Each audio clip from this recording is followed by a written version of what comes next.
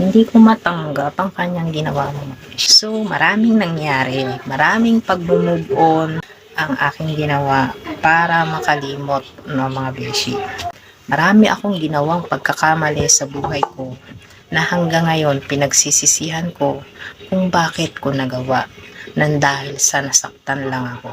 Pero meron at meron talaga mga beshi na darating sa buhay natin no nasusubukin ang ating katatagan, ang ating paninindigan, ang ating pagbabago sa buhay. Dahil may isang tao no na pumasok sa buhay ko na in-entertain. Tanggap ko yung mga calls niya, yung mga chats niya, no, nire-replyan ko. Hindi naman sana masama kung mag-entertain ako, no, dahil nga ako ay separated na, hindi naman sana masama.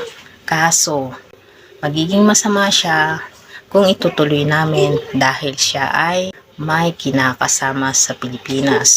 Kung noon sinisisi ko yung damdamin ng isang kabit na sabi ko, bakit ganito, bakit ganyan, pwede ka naman na kumawala.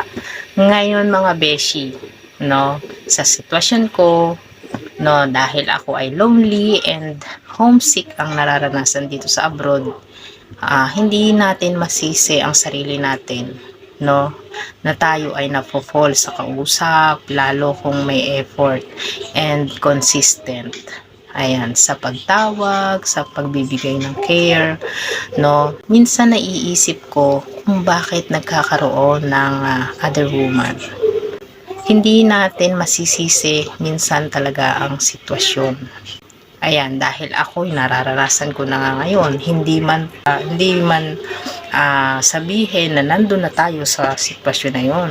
Ganun pala yung feeling, no? So, minsan, no, kahit alam natin na may nasasaktan tayo, pero kapag doon natin naramdaman, no, yung saya, nakakapag-effort kasi yung tao na yon and nag-e-enjoy tayo, no, sa pakikipag-usap na hindi natin na naramdaman sa iba.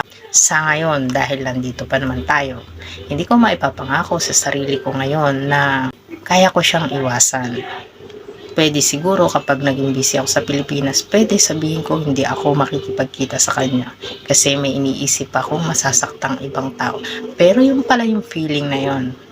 So, minsan yung sinasabi nila na masaya, no? Kung saan ang mali, kung ano ang mali, dun pa nagiging masaya. Hindi ko maintindihan noon yung mga bagay-bagay na ganun. Hanggang sa maintindihan ko na ngayon dahil siya yung dumating sa sitwasyon ko ngayon. As of now, naiintindihan ko yung nararamdaman nung naging babae ng asawa ko. Hindi ko sinasabi na tama yung ginawa niya. Hindi ko sinasabi na tama yung ginawa nila. Pero medyo naintindihan ko talaga mga beshi.